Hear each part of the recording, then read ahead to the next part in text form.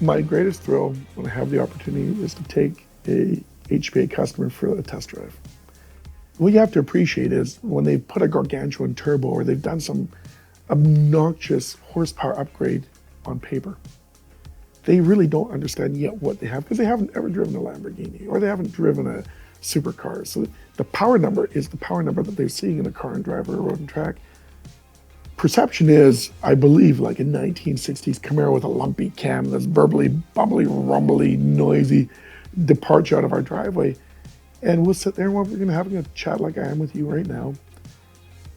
And we're driving along and I'm almost waiting for that sense of underwhelmed experience to hit their face. I'm waiting for that client to say, wow, did I really get it? We'll get through the first stop sign, we'll mildly accelerate away. We'll come through the little traffic circle, and just as I'm on the apex exit of the traffic circle, I'll light it up. And as their heads knock that headrest and their stomach is being pushed out their anus, and their face has got the G-forces showing and they're about to shriek, I giggle, because I know that it's not over yet. As we're approaching speeds that they really didn't know their car should be doing, and there's a dead end coming up that we have to do a hard 90, and I start to see the bracing and the fingernails come out and the feet stretch and the biceps bracing, and the car does it shut down and turn, and then we hit it again, and they haven't caught their breath for 3.5 blocks. And then we shut down, we idle back home, and the sweat starts coming off their body, and they exhale. That to me is a thrill. I can't put it in words. To me, that's as much enjoyment as I hope they're feeling in the passenger seat, in the anticipation of what they're going to do to their neighbors and their significant others, maybe even their kids, for their first test drives.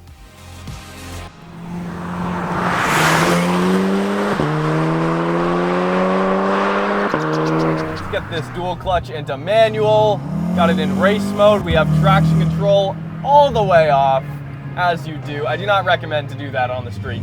But for the research purposes of this film, I have turned traction control all the way off, and we're going to go for a little bit of a drive in this Stage 3 HPA Mk7 Golf R.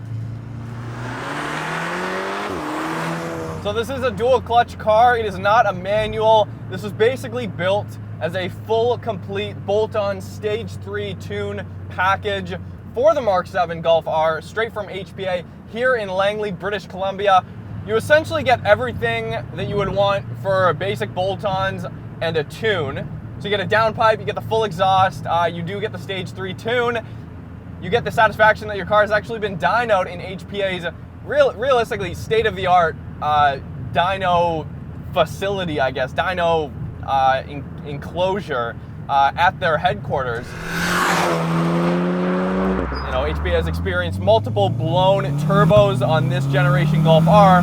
So what they've done is they've replaced and upgraded the entire internals of the turbocharger to create not only a much faster and more efficient turbocharger, but also a much more reliable turbocharger as well, which is more than welcome in a Golf R like this. So you can have the satisfaction that, yes, you're getting more power, but the reliability has actually gone up with the power, which is not something you see with a lot of off-the-shelf tunes or off-the-shelf bolt-ons. This is why HPA is such a staple in the German tuning world. Back in the mid-2000s, Gran Turismo 4 came out. Yeah, it's very fast. It's got about 400 horsepower, more than that actually. Back in the mid-2000s, Gran Turismo 4 came out on the PS2. And I remember playing that game, and this is gonna sound really weird, but I have a very distinct memory within that game, which is driving the HPA Mk4 Golf R 32 that was featured in that game by Gran Turismo on the Seattle street circuit. And I just remember the all-wheel drive system and the short wheelbase of that car, even when playing with a controller, that was the quickest car that I could possibly build to drive around that particular track. I couldn't build anything quicker. It was the Mk4 R32 destroyed that Seattle street circuit in this fictitious video game that I sunk many hundreds upon hundreds of hours into. And I'm glad that I can feature HPA on the channel. Great local shop here, great local tuner.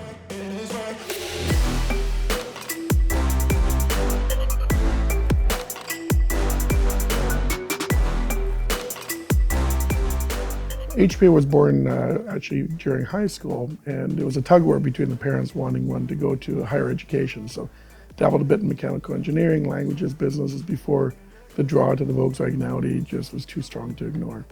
And you know, back in the day, go back into the 90s, the Lego style mentality of the Volkswagen, the interchangeability over 10 years of platforms made it really advantageous to mix and match gearboxes and engines and parts. I hate to admit it, but there was probably a little dabbling in the Honda scene while we were trying to sow our oats with Volkswagen back in the late 90s. Made some crazy engine mods overboard, a Prelude engine, stroker, crank, pistons, rods, big turbo. And I think after we twisted our third crankshaft in that engine, we sealed the deal on our Honda tuning days and focused on the Volkswagen, and we found the VR6. And I have to say here, you know, some 20 years later, we never looked back. I think we benchmarked the fact we were one of the early adopters of the link between drivability and high performance, and that those expectations should be married. When I first got into the scene, I'd ask some competitive tuners, you know, what did you offer for warranties or guarantees to your customer? 50 feet or until I can see your taillights was always a methodology, because you want to go to the extreme, it's going to come with a price. How do we go from where we got to on our own through the grassroots initiative to more of an OEM level of tuner, which is what I pride ourselves on when you pop an engine bay today. It needs to look factory, it needs to feel factory, it needs to have the durability of a factory solution. And that comes with not only the craftsmanship and the execution, but also an inherent quest for the knowledge. If there was one ask of Volkswagen, it would be to make a stripper version, one without all the touch screens, one without all the electronic interfaces.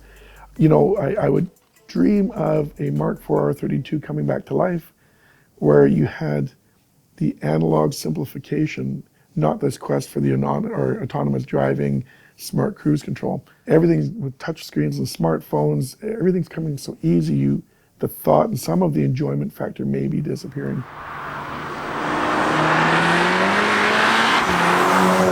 The Golf R out of the box, I find is a very serious vehicle. It's got like a little more serious than a couple of the other hot hatches out there. But what HPA has done is kind of brought out the youthfulness about these cars and this engine. Now, I've driven a stock Mark 7 Golf R, or very close to stock, and out of the box, these cars are very capable. They're really quick. They have a, very smart all-wheel drive system, albeit not ideal, and in most recent years challenged by the Focus RS in terms of the way the torque distribution is set front to rear. But of course, this is the Haldex all-wheel drive system, so upon normal driving conditions, all of the torque will be sent to the front wheels, and then in aggressive driving situations and loss of grip, up to 50% will be sent to the rear, and then you have a true all-wheel drive sleeper hatchback monster, which is exactly what this is.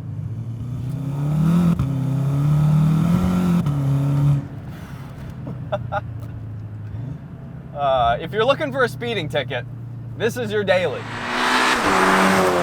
Honestly, you guys, because here's the thing, the Golf R is very unassuming from the outside. Yes, if you are a VW or golf enthusiast, you will notice right away it's a Golf R. So when I think of HPA Motorsports, I do have to admit, I think of the twin-turbo VR6 builds. The monstrous, engines that were found in the Mark IV Golf R32, like I was previously talking about, the Mark VI Golf R as well with the VR6. Those are their big power builds, 700 plus horsepower in those cars. So when VW came around and was like, hey, we need to be more efficient, so they pushed this little 2-liter engine into the Golf R, which just naturally means you need to have a more high-strung output. You need to push more boost. But it brought on, a series of challenges for the guys over at HPA. And for a brand and a company, a tuner, that has been around for 29 years, they're no strangers to adaptation. So let's say 2,500 RPM, boot it, there's boost.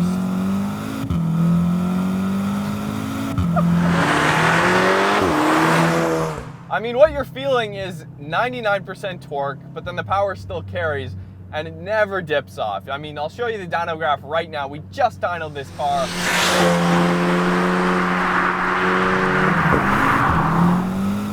Unbelievable grip. So very responsive.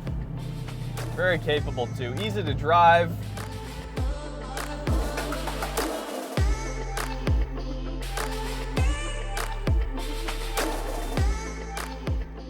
Honestly, back in 2004 and 5, the OEM horsepower of a Viper, it was 400, 450 horse. Those were gigantic numbers. Today, you look where McLaren's pushing it, where Corvette is pushing it, where Ferrari is taking it. If you're not 600 horsepower and beyond, this has been this accepted norm.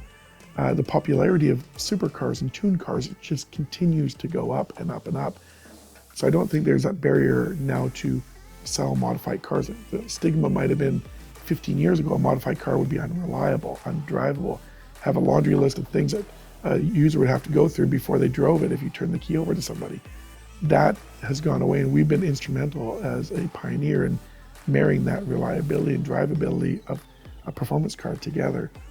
We're never going to be first to the party to try to cash in on a hot model for the economies of scale. We want to take that model, study it, interpret where the weak links are, what the strengths are, what the intent of the vehicle was, and what the obstacles for tuning will be. When we have a real handle on that, we'll select the components that make sense, look for augmentation opportunities, tuning possibilities, and bring sensible, usable product to market. A typical import car, a Honda, a Nissan, a Mazda, you have a 4-year platform before they change over major changes. Every 2 years, there's different fascias and grills, and it continues to progress powertrain-wise. In Volkswagen, you had been through the 90s and early 2000s, always guaranteed a 10-year footprint. 2 years in Europe, 8 years in North America with a midpoint check-in, but as a tuner, a performance parts manufacturer, you didn't have that fear of obsolescence. So you were able to ramp up more momentum, invest heavier, and count on the interchangeability and packaging that you can cater to a broad spectrum of clients. A Beetle owner is not a Golf R32 owner, but the fact that brakes and suspension and sway bars and intercoolers and different things could fit between the platforms, it gave you a broader reach. Fast forward to today, I'm a little grayer, a little bit slower. My love affair for the brand has not diminished. It's strengthened, as has their approach to that interchangeability.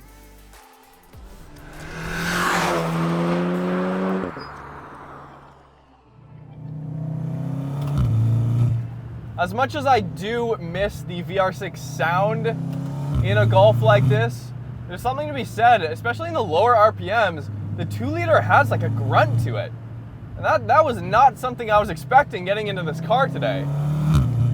Got everything you could possibly want. You've got a very robust interior here, robust materials all the way around. When you shut the door like this compared to a GTR even, an R35, there is a noticeable difference in build quality in a German car like this when you shut the door.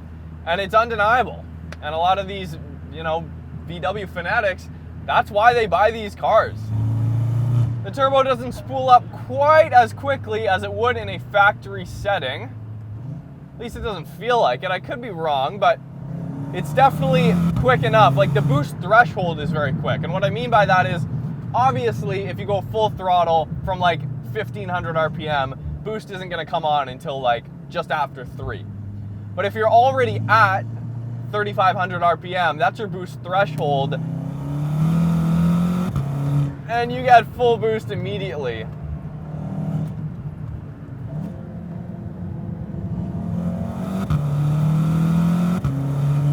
Thank you guys so much for having us out. This will not be the last video we do with HPA. We are going to drive their Mark 6 Golf R, which has almost double this amount of power. It's got about 740 horsepower. So I'm very excited for that. And in fact, little spoiler here, they told me that they are working on a twin turbo kit for the first gen Audi R8 with the 4.2 liter V8. That's going to be really cool, because going along with the philosophy of every single one of their other builds, they're going to build it for real world conditions, longevity, and above all, torque and satisfaction of the driver on a back road. So that I'm very excited to see. Thanks guys for watching. Hope you enjoyed this video. Look forward to another video in this series inside HPA. Subscribe if you haven't already. Hit me up on Instagram at Roads Untraveled. Listen to our podcast. Go check out our store. Just released a bunch of new engine code jet tags, including a VR6 jet tag. We'll see you guys next time.